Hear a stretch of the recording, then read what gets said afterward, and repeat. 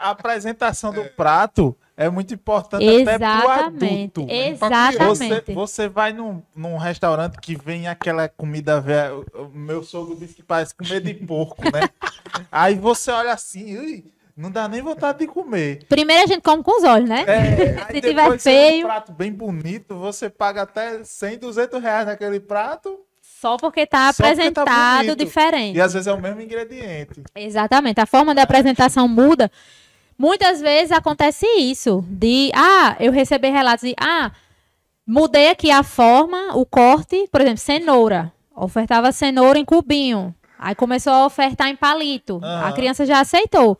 Eu tive um relato de uma mãe que a criança estava com já dificuldade, já tinha passado da seletividade, ela estava aceitando, se eu não me engano, 10 alimentos. Então é bem monótono mesmo. Geralmente, grupo por cor, grupo por textura, cores amarelas, cores verdes. Entra também até a questão das doenças. Autismo tem essa parte da seletividade. Acontece bastante crianças autistas apresentarem uma certa resistência a texturas, a cores. Então, quando a gente muda, quando a gente coloca receitinhas, faz esse incentivo, colocar desenhos que tenham. Lá no consultório eu sempre coloco uma folhinha com alguns alimentos para a criança ir pintando, para ela ir. Tem uma quitanda lá, que foi minha amiga que fez o projeto.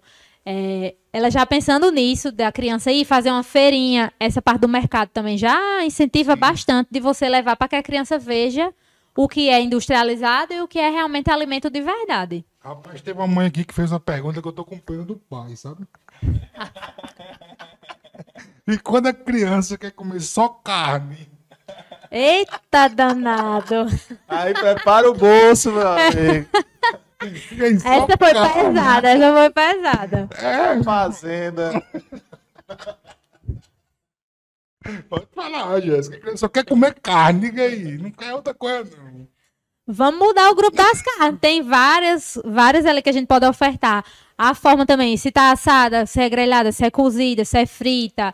Isso já também muda. O ponto da carne, né, que vocês falaram também, o ponto também muda bastante. E até pela alteração dos nutrientes. Mas quando a gente pega uma criança que tem seletividade, dificuldade, algum momento da vida dela que ela não está comendo, a gente precisa se preocupar mais com a qualidade do que com a quantidade em si. Porque não adianta eu chegar no consultório e receber uma família que chega e diz: meu filho só está comendo morango, banana e melancia. E eu passar um plano alimentar, passar um tempão ali calculando nas necessidades energéticas com a idade e de acordo com a curva de crescimento dele e colocar vários alimentos ali que ele não come. Então, a gente precisa ir fazendo, por exemplo, o encadeamento, que é uma das estratégias que eu gosto de fazer, que é quando você coloca um alimento novo a um alimento que a criança já consome.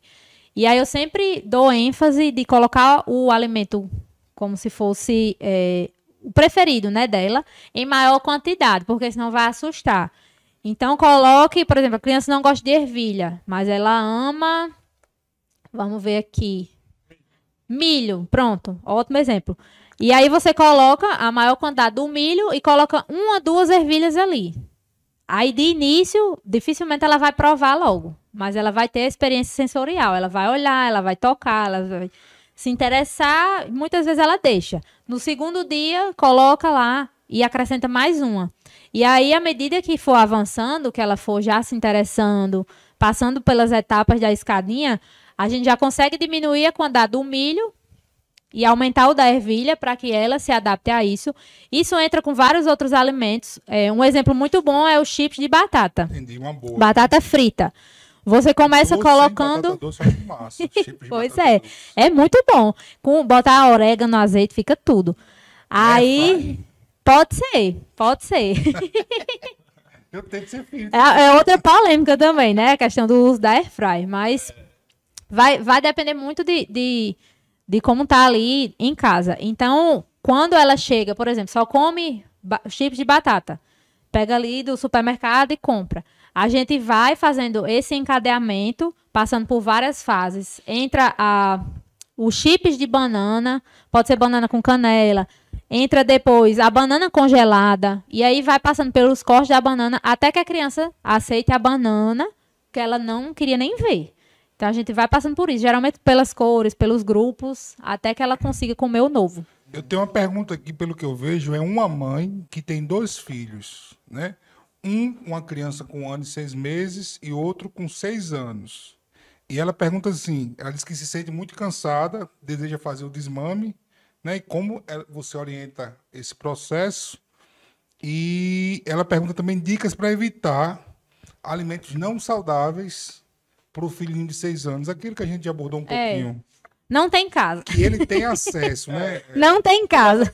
Pelos pais, né? É. Você tava falando. Eu sempre lembro de um professor meu que foi na pós. Foi no começo do ano que a gente teve essa aula dele. Ele disse assim, ele foi bem ríspido mesmo. E quando eu comento isso, o pessoal sempre ri. Ele disse, a culpa da criança não comer direito é dos pais. Porque a criança não pega o carro e vai no drive-thru do McDonald's. Aí... Todo mundo ficou, meu Deus, mas realmente é isso, porque Verdade, não é a difícil de criança, engolir. não é a criança que vai lá e faz as compras. É Ela a, não tá no carro, ela não fica se escondendo, não. a bichinha tá ali, não pode nem se defender. Não, lá em casa é assim, tem que fazer as compras, aí eu vou no carro. Digo, esse mês eu não quero besteira, não. Aí vai a mulher e a menina do lado, né?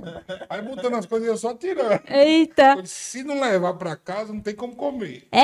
Quando a gente tem acesso, aí vai mais o psicológico já, pensando naquele alimento específico, que muitas vezes não é nem a fome fisiológica. É justamente essa fome específica, que é quando você quer um alimento X.